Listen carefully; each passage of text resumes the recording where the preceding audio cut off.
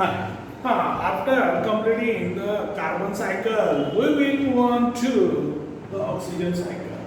Carbon cycle झाली, आता oxygen cycle. Okay, the plant produces oxygen. तिथे पहा फिगर मध्ये दाखवलेलं आहे. ओके, कारण by the process of photosynthesis सगळ्यांना माहित आहे. Animals breathe in oxygen.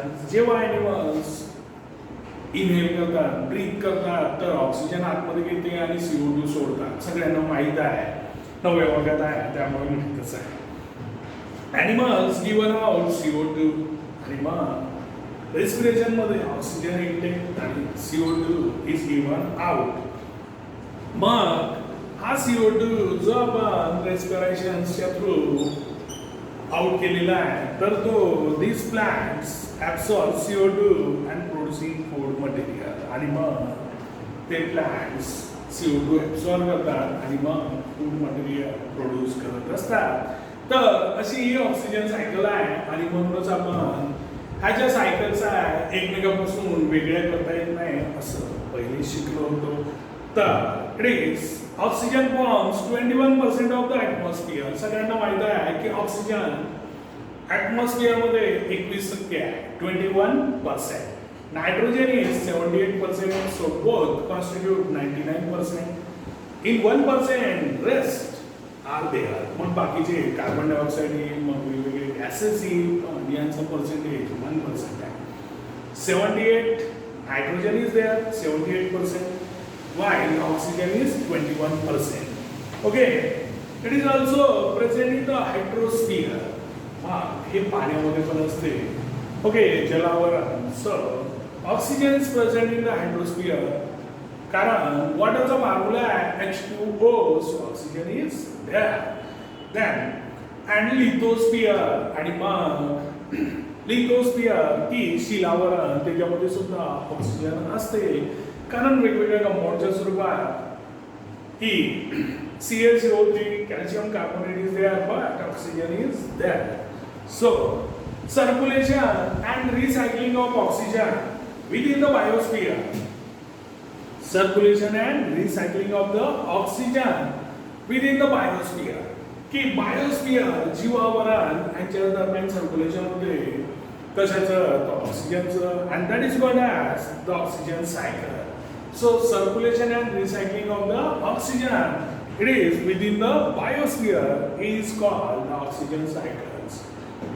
इथे आपल्याला हे पाठच करणं आवश्यक आहे की कशाला काय म्हणतात. सगळ्या cycles generally definitions as it is आल्या पाहिजे आणि म्हणूनच त्या रट्टा मारो सिस्टीमने केल्या पाहिजे, म्हणजे त्या पाठच असल्या पाहिजे पोपट बोलल्यासारख्या.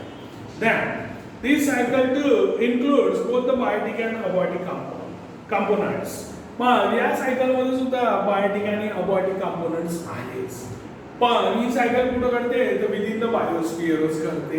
Then this cycle too includes both the biotic and the abiotic components.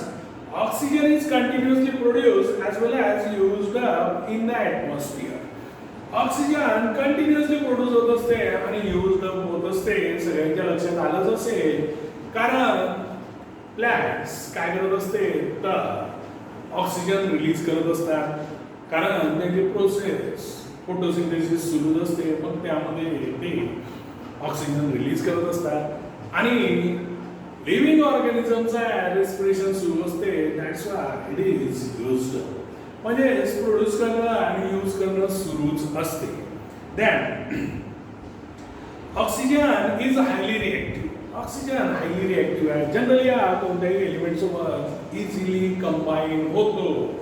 तर पहा, oxygen is highly reactive and is readily reacts with other elements and compounds. मग तो एलिमेंट्स असो किंवा कंपाऊंड असो, त्याच्यासोबत ऑक्सिजन रेडीली रिएक्ट होते. म्हणजे 6 रिएक्टिव्ह एलिमेंट आहे. Oxygen is very reactive elements. पहा काय काय करतो तो. As oxygen is found in various forms like molecular oxygen. तो ऑक्सिजन वेगवेगळ्या फॉर्म्समध्ये सापडते. सर्वात मेन वाला मॉलिक्युलर ऑक्सिजन की जो ॲटमॉस्फिअरमध्ये आहे. Okay, then it is in the water H2O, मग वॉटरमध्ये सुद्धा ऑक्सिजन आहे. आणि कार्बन डायऑक्साईड CO2, कार्बन तर आहे तिथे पण ऑक्सिजन सुद्धा आहे, म्हणजे हा CO2 मध्ये सापडेल, नंतर वॉटरमध्ये सापडेल आणि मॉलिक्युलर ऑक्सिजन जो ॲटमॉस्फिअरमध्ये प्रेझेंट आहे तिथे पण सापडेल, दगडात पण सापडेल CaCO3. ओके. आणि inorganic compounds ETC, so CaCO3 is inorganic compounds ETC.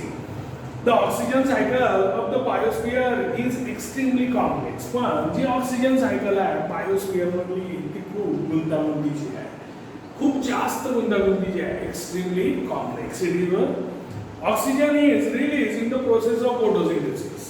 हे मी पहिलेच सांगितलं, ऑक्सिजन रिलीज होते कोणत्या प्रोसेसमध्ये?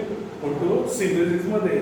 Whereas it is used up in the processes like respiration, तो रेस्पिरेशन मध्ये वापरले जाते. नंतर कंबशन, कंबशन म्हणजे ज्वलन करणे, जाळणे. आता जर समजा एखादा सबस्टन्स जाळत आहे, ओके, तो सी जनरली बऱ्याचशा याच्यामध्ये कार्बन मेन कंटेंट आहे, ओके, आणि ऑक्सिजन ज्वलनास मदत करतो, तो जाळण्यासाठी आपल्याला मदत लागेलच.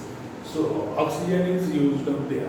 आणि मग मेन कंटेंट जो आहे तो बरेचशा सबस्टन्सचा कार्बन आहे, मग त्यांना जर जाळलं तर काय होईल? त्याच्यासोबत ऑक्सिजन कंबाईन होईल आणि CO2 तयार होईल. But this oxygen is used up here, that is in a combustion. Then decomposition, decomposition मध्ये सुद्धा ऑक्सिजन लागतेच डिकम्पोजिशन करण्यासाठी.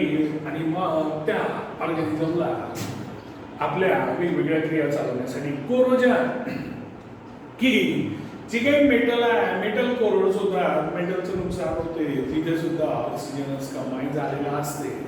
देन इट इज रस्टिंग, आयरनचं वर्क, आपल्याला रस्टिंग पाहायला मिळते, तिथे सुद्धा आयरन सोबत ऑक्सिजनचीच रिएक्शन होते.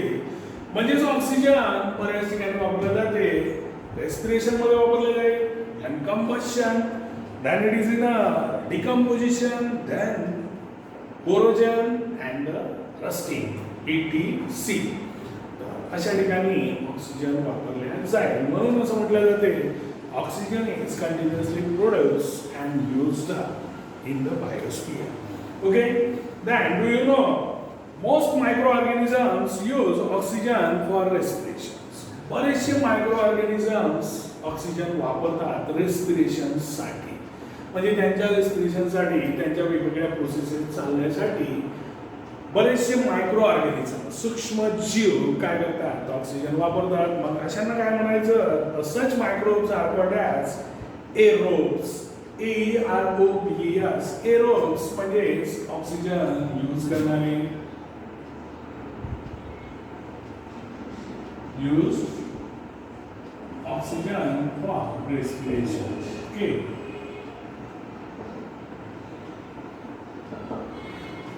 Aerobes use oxygen for the respiration. म्हणजे जे मायक्रो ऑर्गॅनिझम ऑक्सिजन वापरतात कशासाठी? तर रेस्पिरेशनसाठी. अशा मायक्रो ऑर्गॅनिझमला म्हणायचं एरोब्स. ओके. आणि हे most of the microorganism आहे जास्तीत जास्त. Microbes which do not use oxygen are called as anaerobes. आणि मग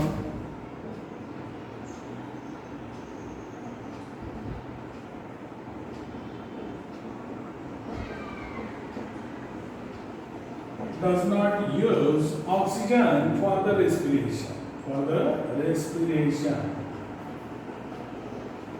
Okay. मग अशा मायक्रो ऑर्गॅनिझमला म्हणायचं अनएरोब्स. एरोब्स. ओके. आणि एरोब्स म्हणजे ऑक्सिजन यूज करणारे. लक्षात ठेवा, microbes which do not need oxygen are called as anaerobes. Oxygen is important for the synthesis of protein, carbohydrates and fats. जे काय आपले इसेन्शियल न्यूट्रिएंट्स आहेत, तर प्रोटीन, कार्बोहायड्रेट्स आणि फॅट्स यांच्या सिंथेसिससाठी, यांना बनवण्यासाठी सुद्धा आपल्याला ऑक्सिजनची गरज असते. That's why oxygen is necessary or important for the synthesis of the protein, carbohydrates, fats. आणि हे सर्वात महत्त्वाचे आहे. Proteins it is the body building material. फूडमध्ये मॅक्झिमम पार्ट आपला कार्बोहायड्रेट्स असते आणि फॅट्स.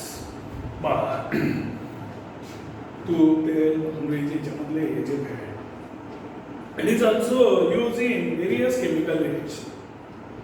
ऑक्सिजन वेगवेगळ्या केमिकल रिएक्शन्स मध्ये सुद्धा आवश्यक असते.